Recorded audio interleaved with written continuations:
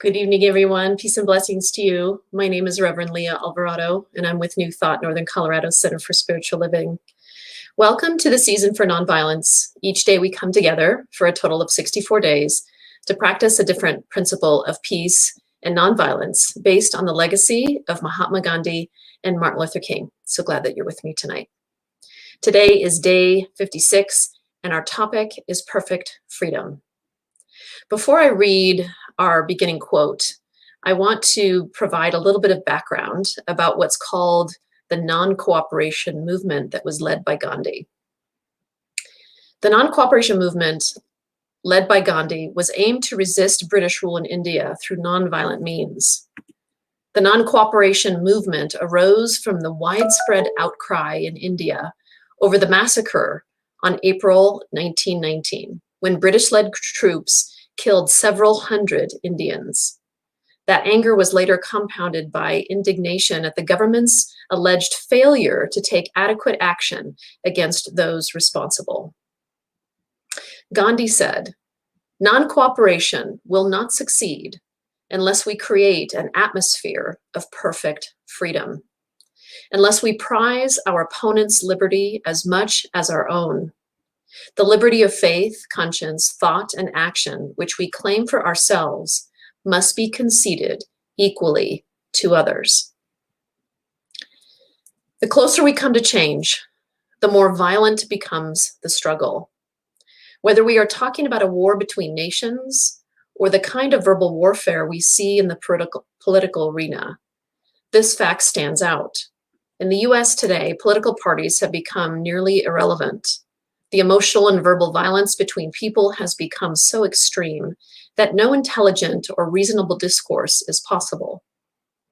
Whether it is the pronouncement of the extreme left or the extreme right, both sides have plenty of room to point the finger at the other. It serves no useful purpose and only drives them further apart. Indeed, if we could but look down from the high ground, we could see that it appears like a children's schoolyard game. Unfortunately, it is a children's game that is affecting the very future path of our nation. The atmosphere of perfect freedom Gandhi refers to is the only path for truly nonviolent action. This can only occur when we stop pointing fingers at our opponents and point them at ourselves. Granting them the right to the absolute freedom we demand for ourselves creates that atmosphere of perfect freedom. Will those opponents attempt to restrict our freedom? Possibly. That is where non-cooperation and nonviolence become our path. They may attempt to do so. That is the violent path. But let's be clear. Whether they play by the same rules we do is only important in games. And this is not a game. If we allow their anger, their fear, and their actions to dictate ours, then we have already lost.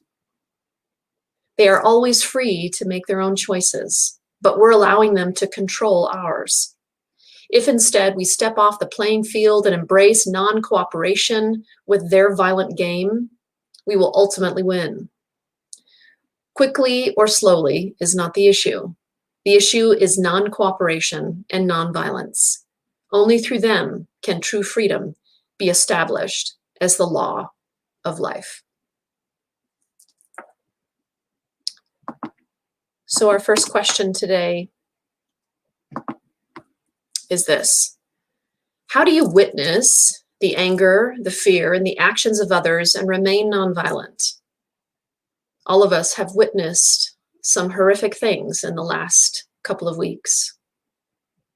How do we witness those things? How do we witness the actions of others and yet remain nonviolent? Since the Boulder shooting, I have heard people expressing many different emotions, including anger, which is to be expected. And anger does often create change.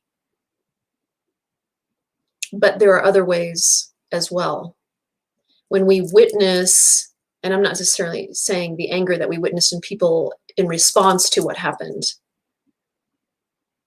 But the act of shooting and killing 10 people and shooting and killing 8 people the week before, how do we witness those things and remain nonviolent ourselves?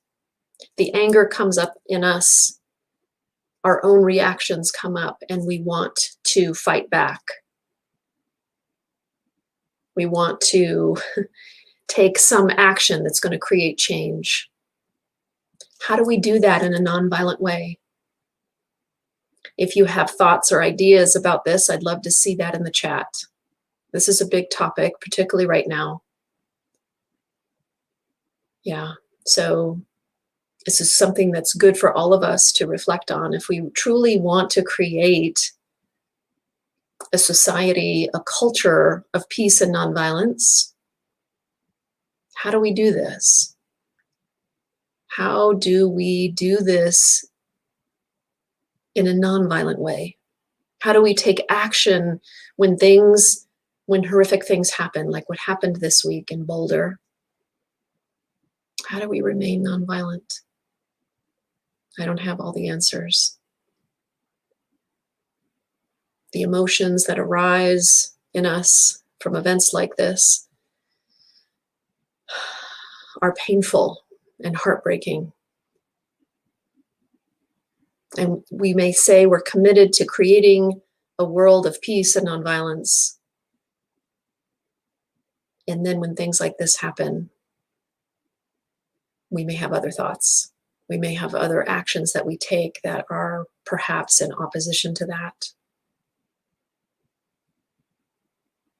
The next question, what does perfect freedom mean to you? Gandhi talked about this perfect freedom not being just for ourselves, but for all. But what does it mean to you?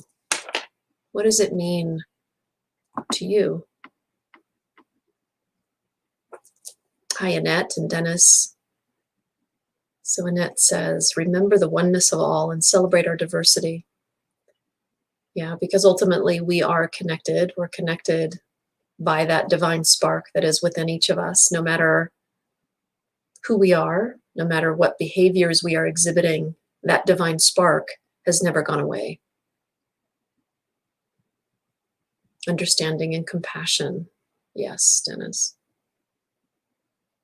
Remind ourselves that everyone has the right to thought, speech, and action without hindrance. And at the same time, keep in mind our choice is just that, a choice, another perspective. Thank you, Annette. Yes, we always have a choice, don't we? Sometimes it feels as if our hands are tied and we don't have a choice, but we ultimately always have a choice. We cannot control what happens in the world. We cannot control the actions of others, but we can control our own actions. We can control our own thoughts. We can control our own behavior and responses. That we do have control over. Yeah. So let's look at our affirmative practice today.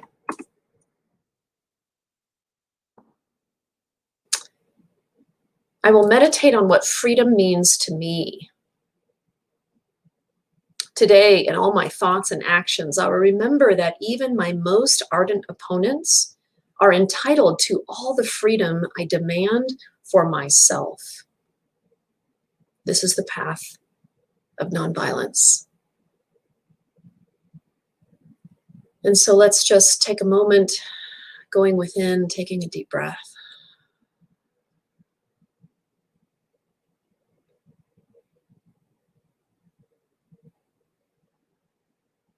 Contemplating this idea that it is not just freedom for ourselves, but freedom for all.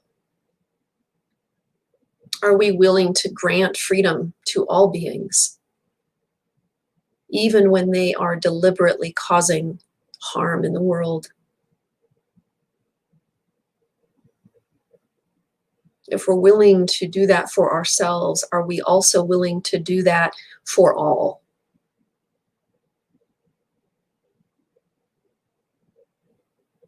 And if so, what does that look like?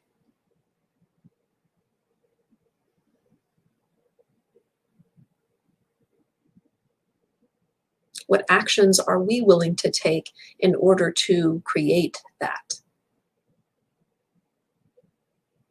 What needs to happen in the world in order for that to take place? What shifts need to happen in order for this to take place?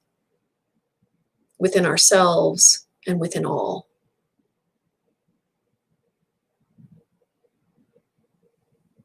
What does perfect freedom look like for all?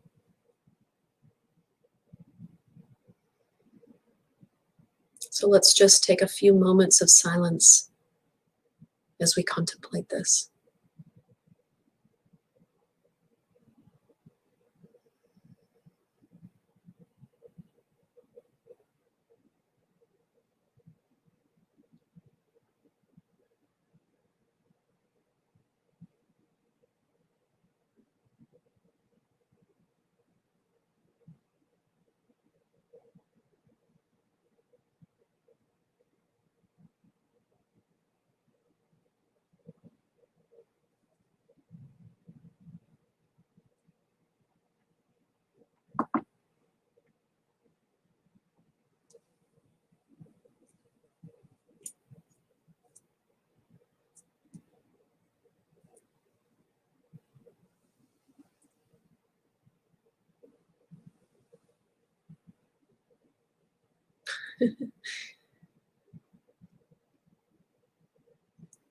So let's just slowly come back.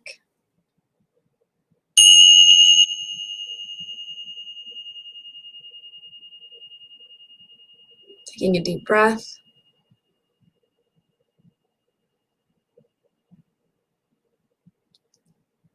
I was looking at the chat and realized I put in the wrong thing. What I put in there was the explanation of what non-cooperation is and where it came from. Yeah, the movement that Gandhi created. Basically saying, I am not going to cooperate with British rule. I'm not going to cooperate with the British government. This is what we're going to do. Interesting thought. Interesting thought. Yeah, and Janet, speak our truth to another. Absolutely. Speak our truth, honoring who we are, and speaking it powerfully. Being courageous enough to do that. Being courageous enough to take action that aligns with our inner truth. What a powerful thing to do. Yes. Thank you for being here this evening. Thank you for joining me on this journey. Tomorrow is day 57, and our topic is being an instrument of peace. Have a blessed evening. I wish you all a wonderful, beautiful evening, and I look forward to being with you again tomorrow. Namaste.